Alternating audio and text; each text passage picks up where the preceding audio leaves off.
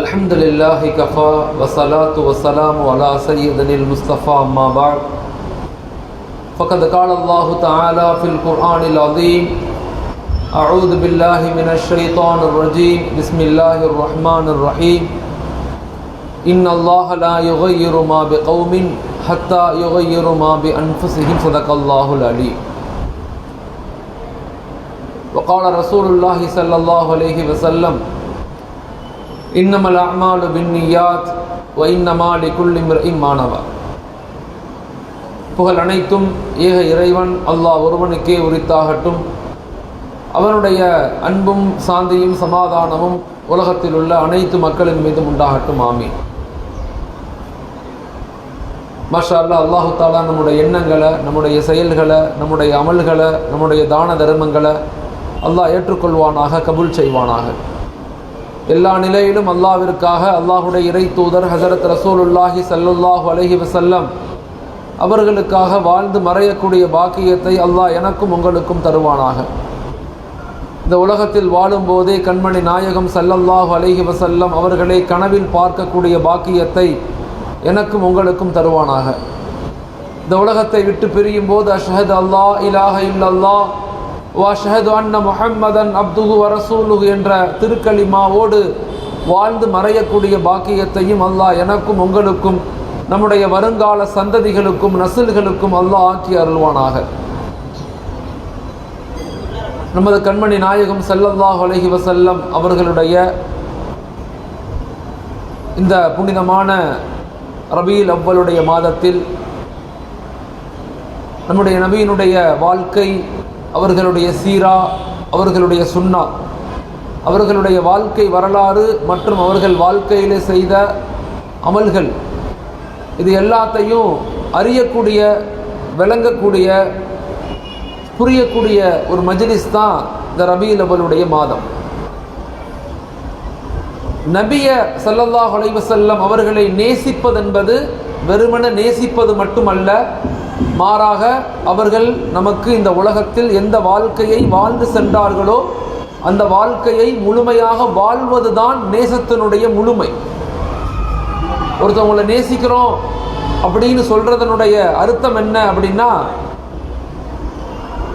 அவர்கள் வாழ்க்கையில் எதெல்லாம் செஞ்சாங்களோ, எதெல்லாம் நமக்கு சொல்லி காட்டினாங்களோ, எதெல்லாம் நமக்கு வாழ்க்கையில் செயல்படுத்தினாங்களோ அதை நம்முடைய வாழ்க்கையில், நம்முடைய குடும்பங்களில், நம்முடைய தொழில்துறைகளில், நம்முடைய குழந்தைகளுக்கு எந்த அளவுக்கு நாம் எத்தி வைக்கிறோம். வரலாறுகள் மிக முக்கியமான ஒரு சப்ஜெக்ட்.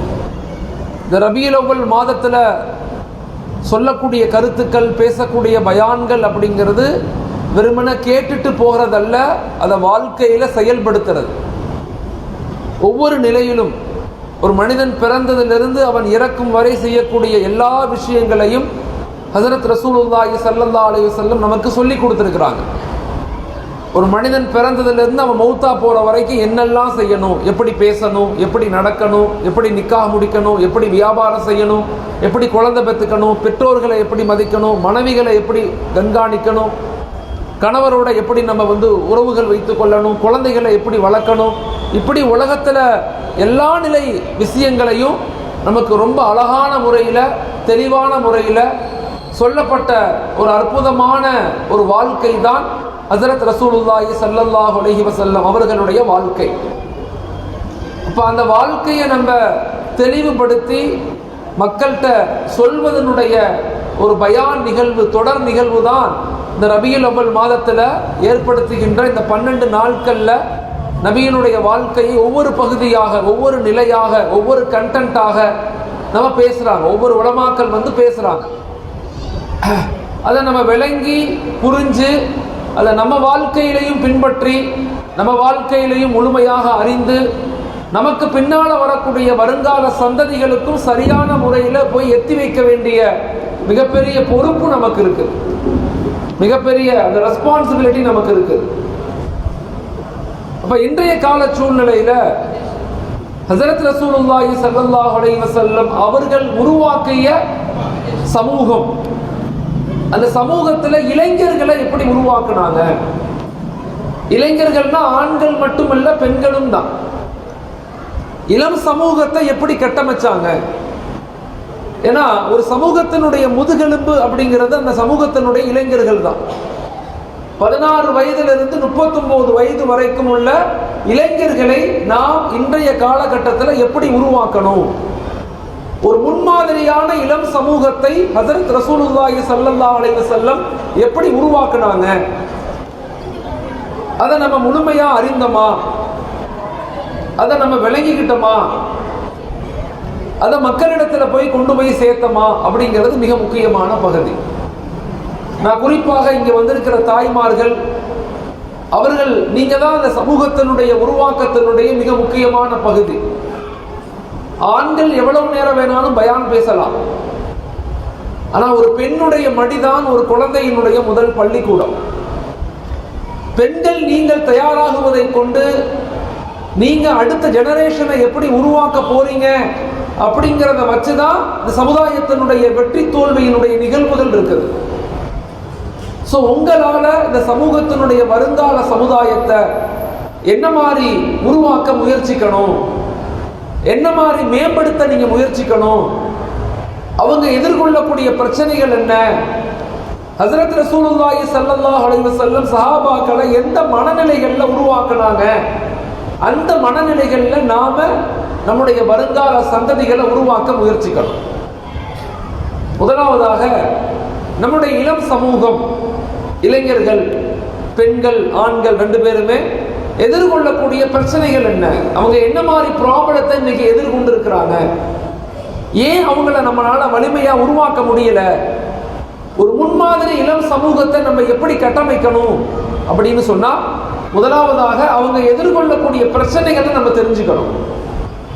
அவங்க என்னென்ன மாதிரி ப்ராப்ளத்தில் இருக்கிறாங்க. இளைஞர்கள்னு சொன்னா எல்லாருமே, பெண்கள், ஆண்கள், மதரசாக்கள் ஓதக்கூடிய மாணவர்கள், காலேஜில் படிக்கக்கூடிய மாணவர்கள், ஸ்கூலில் படிக்கக்கூடிய மாணவர்கள் எல்லாரும் இளைஞர்கள் தான்.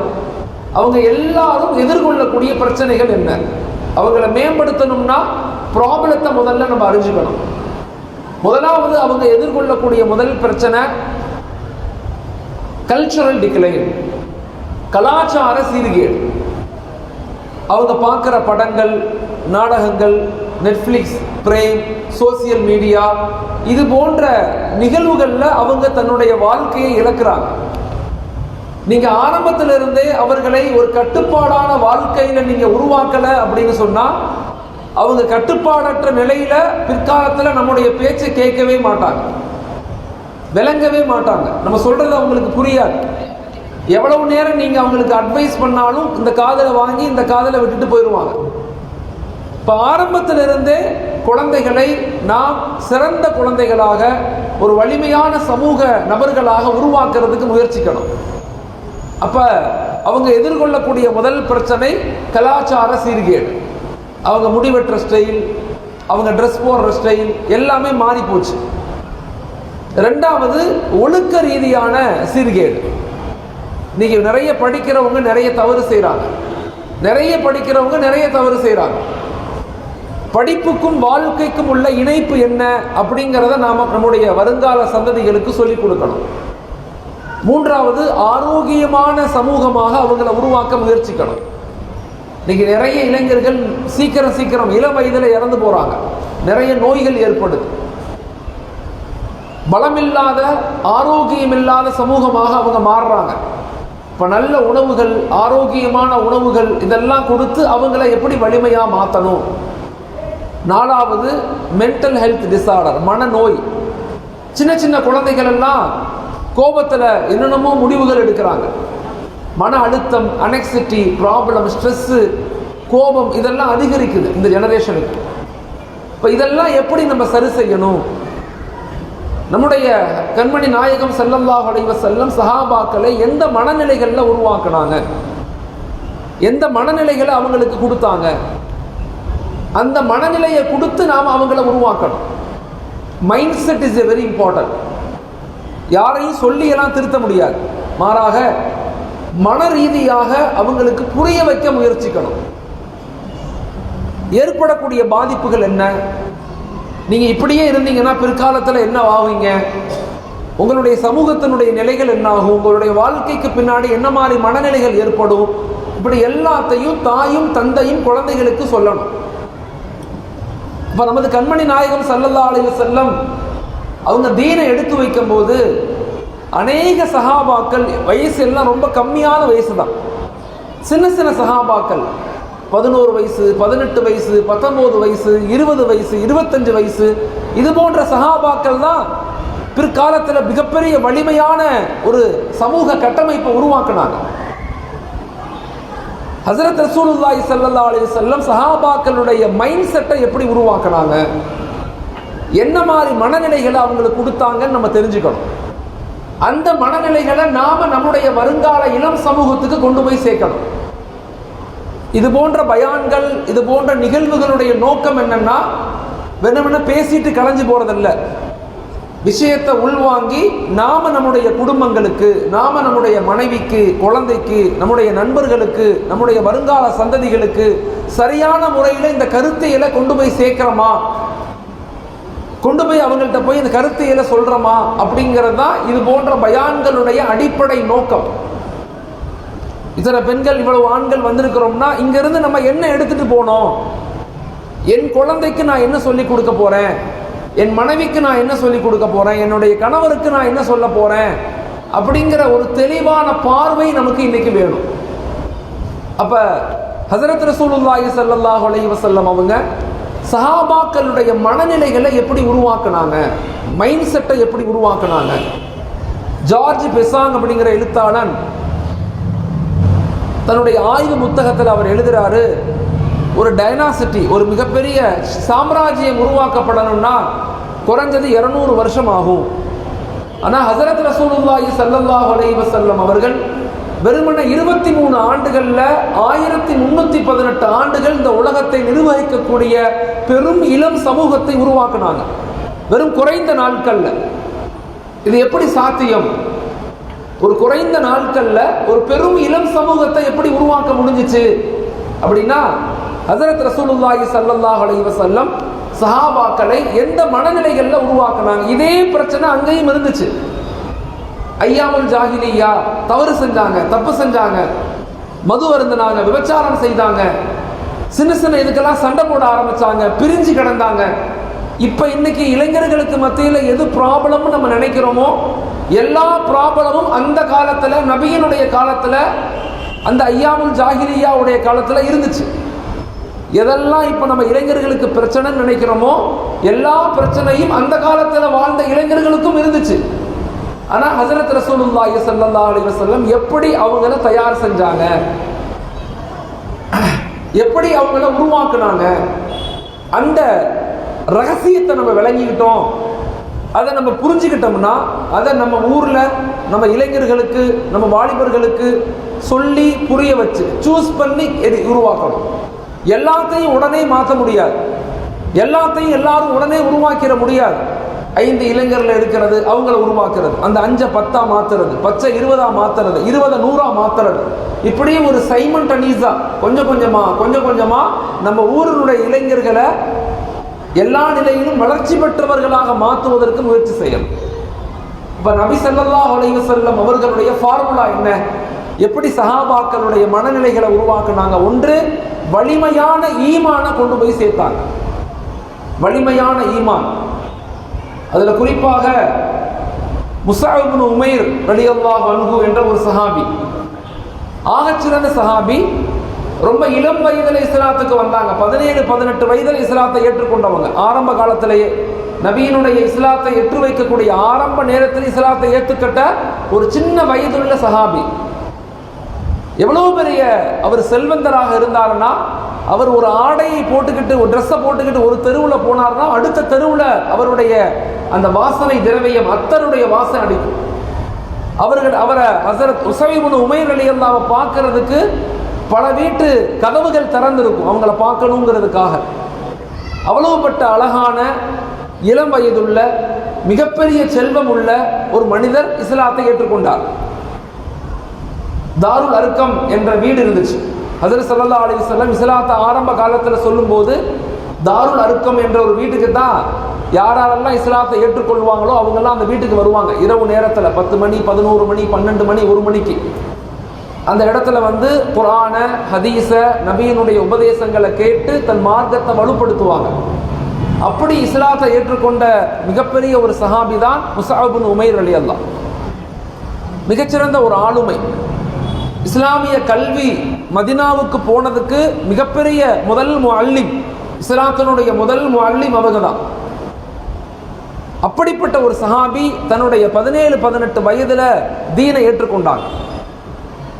அப்ப ஸல்லல்லாஹு அலைஹி வஸல்லம் இந்த சஹாபாக்களை கையில எடுத்து உருவாக்குனதனுடைய முதல் பகுதி என்னன்னா, வலிமையான ஈமான கொடுத்தாங்க, ஈமானிய சிந்தனையை கொடுத்தாங்க. அல்லாஹ் ஒருவன் தான், அல்லாஹ் நம்மளை பார்த்து கொண்டே இருக்கிறான், இந்த உலக வாழ்க்கை என்பது நிரந்தரம் அல்ல, மறுமைதான் நிரந்தரம், நன்மையை ஏவி உண்மையை ஏவி தீமையை தடுக்கணும், நன்மையை ஏவி தீமையை தடுக்கணும், எல்லா நிலையிலும் மக்கள்களை உருவாக்கணும், மனிதர்களை மேம்படுத்தணும் அப்படின்னு ஆழமான சிந்தனையை சஹாபாக்கள் இளைஞர்களுக்கு மத்தியில் மிகப்பெரிய புரட்சியாக பேசினாங்க. மிகப்பெரிய புரட்சி, மக்காவில் ஏற்பட்ட மிகப்பெரிய எழுச்சி அது. அந்த நூற்றாண்டுல உதாரணத்துக்கு ஹஸரத் ஈசா அலைஹிஸ்ஸலாம் அவங்களுக்கும் ஸல்லல்லாஹு அலைஹி வஸல்லம் அவர்களுக்கு மத்தியில் இடைப்பட்ட காலம் 572 வருஷம். ஹஸரத் ஸல்லல்லாஹு அலைஹி வஸல்லத்துக்கு முன்னாடி ஒரு நபியாக இருந்தவங்க ஹஸரத் ஈசா அலைஹிஸ்ஸலாம். ஈசா அலைஹிஸ்ஸலத்துக்கும் ஸல்லல்லாஹு அலைஹி வஸல்லத்துக்கும் இடைப்பட்ட நபிமார்கள் வரல. அந்த 572 வருஷம் தான் ஐயாமுல் ஜாஹிலியா, உலகம் மிக மோசமான நிலைக்கு போயிருச்சு. அந்த நிலையில தான் ரஹ்மத்துல் ஆலமீன், இந்த உலகத்தினுடைய அருட்கொடையாக ஹஸரத் ரசூலுல்லாஹி ஸல்லல்லாஹு அலைஹி வஸல்லம் உலகத்துக்கு வந்தாங்க. வந்து சஹாபாக்களுக்கு மத்தியில, அந்த இளைஞர்களுக்கு மத்தியில ஒரு பெரிய புரட்சியை ஏற்படுத்தினாங்க. சோசியல் ஜஸ்டிஸ், சமூக நீதியை பத்தி பேசினாங்க, சமூக ஒழுக்கத்தை பத்தி பேசினாங்க, அனைவரும் சமம்னு பேசினாங்க, சகோதரத்துவத்தை பத்தி பேசினாங்க. ஈமானுக்கு அடுத்து அவங்க அதிகமா பேசினது சமூகத்துக்கு மத்தியில சமூக நீதி. ஒரு ஏழையும் பணக்காரனும் ஒன்று, ஒரு அடிமையும் எஜமானனும் ஒன்று, ஒரே தட்டில் உட்கார்ந்து சாப்பிடணும், நம்ம எல்லாம் மனிதர்கள் அப்படிங்கிற ஒரு ஆழமான சித்தாந்தத்தை, கருத்தியலை மக்களுக்கு மத்தியில் எடுத்து வச்சாங்க. அதனுடைய ஆணி வேறு தான் ஈமான். ஈமான் தான் நம்முடைய பலம், ஈமான் தான் நம்முடைய நம்பிக்கை, ஈமான் தான் நம்முடைய பாதுகாப்பு, ஈமான் தான் நம்முடைய வளர்ச்சி. ஈமானிய இணைப்பு இல்லாம, ஈமானிய உணர்வு இல்லாம வெறுமன கல்வி, வெறுமன பொருளாதாரம், வெறுமன அதிகாரம் இந்த உலகத்துல ஆற்றலாக மாறாது, அது அழிவைத்தான் கொடுக்கும். உங்க பிள்ளைங்களுக்கு நீங்க எவ்வளவு சொத்து சுகம் சேர்த்து வச்சு, எவ்வளவு படிக்க வச்சு, எவ்வளவு அதிகாரத்துக்கு கொண்டு போய் எந்த நாட்டுக்கு நீங்க அனுப்புனாலும் அந்த குழந்தைகளுக்கு நீங்க ஈமான கொடுக்கல, அல்லாஹுடைய இணைப்பை கொடுக்கல, நபியினுடைய முஹப்பத்தை கொடுக்கல, குர்ஆனுடைய தொடர்பை கொடுக்கலனா நீங்க என்ன சேர்த்து வச்சாலும் அந்த குழந்தை எங்கள்கிட்ட கேட்கும், நீ என்ன எனக்கு பண்ணன்னு தான் கேட்பாங்க. மாறாக அந்த குழந்தைகளுக்கு வலிமையான ஈமான கொடுத்துட்டீங்க, குர்ஆனுடைய தொடர்பை கொடுத்துட்டீங்க, நபியினுடைய முஹப்பத்தை கொடுத்துட்டீங்கன்னா கொஞ்சம் கொஞ்சம் சொத்து சேர்த்து கொஞ்சம் கொஞ்சம் கல்வியை கொடுத்தாலும் அந்த குழந்தைங்க கடைசி காலத்தில் நம்மளை தங்கமாக பாதுகாப்பாங்க, நம்மளை நேசிப்பாங்க, நம்ம மௌத்துக்கு பிறகு நமக்காக துவா செய்வாங்க, நம்முடைய மௌத்துக்கு பிறகு மக்களுக்கு தான தர்மங்கள் செய்வாங்க நம்முடைய பெயரை சொல்லி. இப்போ ஸல்லல்லாஹு அலைஹி வஸல்லம் வாலிபர்களை உருவாக்குவதற்கு முதலாவதாக எடுத்துக்கொண்ட ஒரு மிகப்பெரிய சூத்திரம், ரகசியம் என்னன்னா, வலிமையான ஈமான கொடுத்தாங்க, அல்லாஹ்வை அறிமுகப்படுத்தினாங்க. சஹாபாக்களை தன்னோடு இணைப்பதை விட அல்லாஹோடு இணைப்பதில் மிகப்பெரிய முயற்சி செய்தாங்க. ஒவ்வொரு பெற்றோர்களும் நாம செய்ய வேண்டிய கடமை, எப்படி ஸல்லல்லாஹு அலைஹி வஸல்லம் சஹாபாக்களுக்கு மத்தியில அந்த வலிமையான ஈமான கொடுத்தாங்களோ அதே போல நாம நம்முடைய குழந்தைகளுக்கு, நாம நம்முடைய இளைஞர்களுக்கு, நாம நம்முடைய பெண்களுக்கு, நாம நம்முடைய வாலிபர்களுக்கு அந்த வலிமையான ஈமானை கொண்டு போய் சேர்க்கணும். ஒரு முன்மாதிரியான ஒரு வலிமையான இளம் சமூகத்தை கட்டமைக்கணும் அப்படின்னு சொன்னா நம்ம கொடுக்க வேண்டிய முதல் விஷயம், நமக்கு ஹஜ்ரத் ரசூலுல்லாஹி ஸல்லல்லாஹு அலைஹி வஸல்லம் என்ன கற்றுக் கொடுத்தாங்களோ அதுதான் உலகத்தினுடைய வெற்றியின் ரகசியம். அவங்க கற்றுக் கொடுத்த மிக முக்கியமான ஒரு பகுதி தான் அந்த ஈமானிய உணர்வுகளை குழந்தைகளுக்கு ஊட்டுங்க. வந்திருக்கிற தாய்மார்கள் மனதில் கை வச்சு பேசுங்க. எத்தனை பேர் உங்க குழந்தைகளுக்கு பேர் சொல்லி துவா செய்றீங்க? எத்தனை பேர் குழந்தைகளுடைய வளர்ச்சிக்கு, முன்னேற்றத்துக்கு, யா அல்லாஹ் என் குழந்தையை ஷரியத்துக்கு பொருத்தமானவராக ஆக்கு, யா அல்லாஹ் என் குழந்தையை உனக்கு ஆகுமானவராக, உன் தீனுக்கு ஆகுமானவராக, உன் நபியை பிரியம் கொள்ளக்கூடிய வருங்கால வாலிபராக இவரை உருவாக்குன்னு எத்தனை தாய்மார்கள் துவா செய்கிறோம்? நம்ம நீங்கள் கேள்விப்பட்டிருப்பீங்க துல்ஃபிகார் சாப். இன்னைக்கு உலகத்தில் வாழக்கூடிய மிகப்பெரிய ஒரு ஸ்காலர், மிகப்பெரிய அறிவாளி, நக்ஷபந்தி தரீக்கத்தினுடைய ஒரு மிகப்பெரிய ஷேக் அவங்க, துல்ஃபிகார் சாப்னு சொல்லுவாங்க. அவர் தன்னுடைய பயான்ல பேசும்போது சொன்னாரு, இன்னைக்கு துல்ஃபிகார் உலகத்துக்கு மத்தியில் மிகப்பெரிய அறிவாளியாக, அறிஞனாக, மிகப்பெரிய ஸ்காலராக கருதப்படுறோம். ஆனால் இந்த நிகழ்வு எல்லாம், இந்த அறிவு, இந்த ஆற்றல், இந்த பெருமை எல்லாம் என்னுடைய முயற்சியை கொண்டு கிடைக்கல, எங்க அம்மாவுடைய துவாவை கொண்டு கிடைச்சிருக்குன்னு சொன்னாங்க. இவ்வளோ பெரிய நான் இடத்துக்கு வந்திருக்கிறேன், இவ்வளோ பெரிய ஸ்காலரா, அறிஞரா, ஆலிமா நான் இருக்கிறேன்னா இது என்னுடைய முயற்சியை கொண்டல்ல, எங்க அம்மாவுடைய துவாவை கொண்டு சொல்லிட்டு அழுதுகிட்டே துல்ஃபிகார் சொல்லுவாங்க, ஒவ்வொரு தஹஜ்ஜுடைய நேரத்திலையும் எங்க அம்மா, எங்க வீட்டில் 7 குழந்தைகள், ஒவ்வொரு குழந்தையினுடைய பேர் சொல்லி எங்க அம்மா துவா செய்வாங்க. எனக்கு வயது 5 வயசு 6 வயசு இருக்கும். நான் பெட்டில் படுத்திருப்பேன். எங்க அம்மா எப்ப ஏன் பெயர் சொல்லுவாங்கன்னு எதிர்பார்த்துக்கிட்டே இருப்பேன். எப்ப எங்க அம்மா யா அல்லாஹ் என் மகன் துல்ஃபிகார் அப்படின்னு சொன்ன உடனே வேக வேகமா ஓடி போய் எங்க அம்மா மடியில நான் படுத்துக்குவேன். எங்க அம்மா மடியில படுத்துக்குவேன். எங்க அம்மா மடியில படுத்த உடனே எங்க அம்மா என்ன செய்வாங்க, 2 கையில துவா செய்த எங்க அம்மா ஒரு கையை என் தலையில தடவி கொடுப்பாங்க.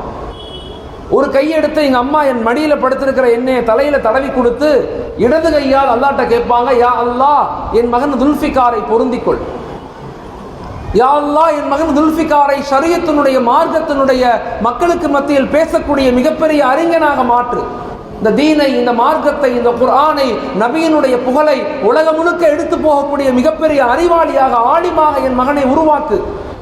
துல்ஃபிகார் சார் சொல்லுவாங்க, எங்க அம்மா கேட்ட துவா இன்னும் வரையும் என் காதல் கேட்குது. எங்க அம்மாவுடைய துவா தான் என்னுடைய வளர்ச்சியின் காரணம். நான் இன்னைக்கு உலகத்துக்கு மத்தியில மிகப்பெரிய அறிஞனாக, மிகப்பெரிய ஆலிமாக, மிகப்பெரிய ஒரு ஸ்காலராக நான் இன்னைக்கு நிக்கிறேன்னா அதுக்கு முழுக்க காரணம் எங்க அம்மாவுடைய துவா தான். குழந்தைகளுக்கு வலிமையான ஈமானை கொடுங்க, அல்லாஹுடைய தொடர்பை ஏற்படுத்தி கொடுங்க, குர்ஆனுடைய தொடர்பை ஏற்படுத்தி கொடுங்க. அதுதான் வெற்றியின் ரகசியம், அதுதான் பாதுகாப்பு, அதுதான் முன்னேற்றம். வெறுமன கல்வி, வெறுமன அதிகாரம் தேவை, அதெல்லாம் தேவை. வாட் இஸ் அவர் அப்ஜெக்டிவ், நம்முடைய நோக்கம் என்ன அப்படிங்கிறத தெரிந்து ஒவ்வொரு தாயும் தந்தையும் தன் குழந்தைகளை ஈமானுடைய குழந்தைகளாக உருவாக்குங்க. இதுதான் ஹஜ்ரத் ரசூலுல்லாஹி ஸல்லல்லாஹு அலைஹி வஸல்லம் நமக்கு கற்றுக் கொடுத்த வருங்கால வாலிபர்களை, அந்த சஹாபாக்களை ஒரு வலிமையான சமூகமாக எப்படி உருவாக்குனாங்க. முஸஅப் இப்னு உமைர் ரலியல்லாஹு அன்ஹு இஸ்லாத்தினுடைய முதல் முஅல்லிம், இளம் வயது முஅல்லிம். ஹஜ்ரத் ஸல்லல்லாஹு அலைஹி வஸல்லம் மக்காவில் 621-22 மக்காவில் இருக்கிறாங்க. மதீனாவிலிருந்து சில சஹாபாக்கள் வந்தாங்க. அஸத் பின் ஜுராரா, ரஃபி' பின் மாலிக் போன்ற மிகப்பெரிய சஹாபாக்கள். அப்போ இஸ்லாத்தை ஏற்றுக்கொள்ளலை. வியாபாரத்துக்காக மக்காவுக்கு வந்தவங்க நபியினுடைய பேச்சு, கருத்துக்களை கேட்டு ஈர்க்கப்பட்டு நபியை தனியாக சந்திக்கிறாங்க. அகபா என்ற இடத்துல சந்திக்கிறாங்க. யா ரசூலல்லாஹ், நீங்கள் வந்துடுங்க, எங்கள் கூட வந்துடுங்க, எங்கள் கூட மதீனாவுக்கு வாங்க. அதுவரையும் ஹஜ்ரத் ரசூலுல்லாஹி ஸல்லல்லாஹு அலைஹி வஸல்லம் நினைச்சாங்க, நம்ம எத்தியோப்பியாவுக்கு தான், அபிசீனியாவுக்கு தான் நம்ம ஹிஜ்ரத்துக்கு போக போகிறோம், அல்லாஹ் நம்மளை அங்கே தான் அனுப்புறான்னு நினச்சிக்கிட்டு இருந்தாங்க.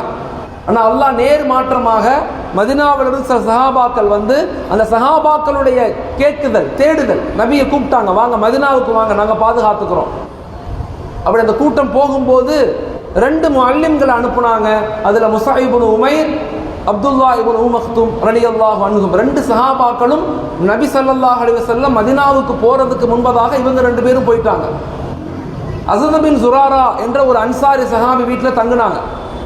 ஒவ்வொரு வீடாக சென்று நபியை பற்றி, குர்ஆனை பற்றி, குர்ஆனுடைய வசனங்களை பற்றி, இஸ்லாத்தினுடைய மார்க்கத்தினுடைய இல்மை மதீனாவுடைய ஒவ்வொரு வீடுகளுக்கும் கொண்டு போய் சேர்த்தது யாருன்னா இஸ்லாத்தினுடைய முதல் கல்வி புரட்சியாளர் ஹஜ்ரத் முஸஅப் இப்னு உமைர் ரலியல்லாஹு அன்ஹு.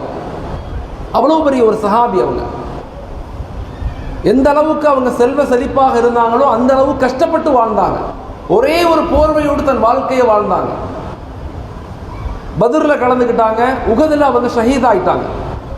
ஷஹீதான பிறகு ஹஜ்ரத் ஸல்லல்லாஹு அலைஹி வஸல்லம் முஸஅப் இப்னு உமைர் ரலியல்லாஹுடைய உடலை பார்த்து அழுதாங்க. கண்கள்ல தண்ணியா வந்துச்சு நபிக்கு.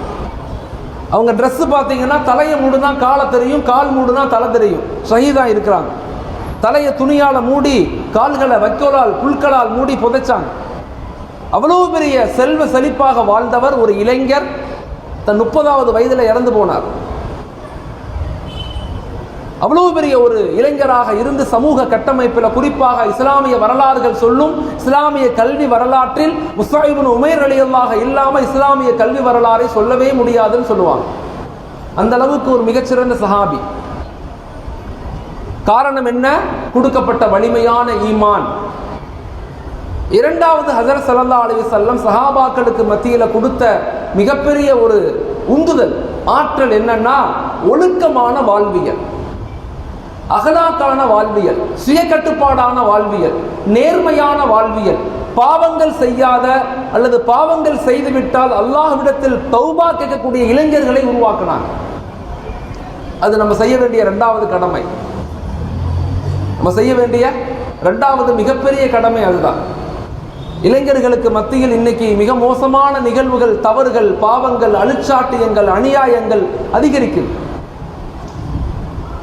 தயவு செய்து வருங்கால சமூகத்தை ஒழுக்கமானவர்களாக உருவாக்குங்க, பரிசுத்தமானவர்களாக உருவாக்கணும். பரிசுத்தத்து மட்டும்தான் மிகப்பெரிய ஹிதாயத் கிடைக்கும். பரிசுத்தம் இல்லை, எங்கள்கிட்ட நேர்மை இல்லை, ஒழுக்கம் இல்லை, நிறைய பாவங்கள் செய்யக்கூடிய சமூகமாக மாறிட்டோம்னா நம்ம கோழைகளாக மாறிடும்.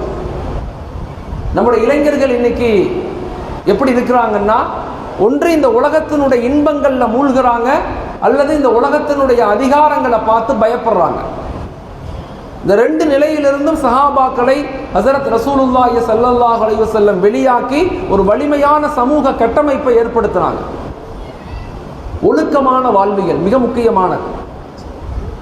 ஒரு மனிதனுக்கு எப்ப ஹிதாயத் நசீபாகும் அப்படின்னு சொன்னா, யாரிடத்துல ஒழுக்கம் இருக்குதோ, அகலாக் இருக்குதோ, பரிசுத்தம் இருக்குதோ, அவர்களுக்கு தான் ஈமான் என்ற ஹிதாயத் கிடைக்கும். அதை நம்முடைய குழந்தைகளுக்கு சொல்லிக் கொடுக்கிறோமா, அதை நம்முடைய குழந்தைகளுக்கு கொண்டு போய் சேர்க்கிறோமா? தாய்மார்கள் கொஞ்சம் கவனிக்கணும். இதை 15 வயசு 16 வயசுல நீங்க உருவாக்க முடியாது. குழந்தைகள் பிறந்து 6 வயசு 7 வயசுலிருந்தே அவர்களுக்கு ஒழுக்கம், நேர்மை, அன்பு, விட்டு கொடுத்தல், பாசம், அரவணைப்பு இப்படிங்கிற ஆழமான தன்மைகளை அவங்களுக்கு நீங்க கொடுக்கணும்.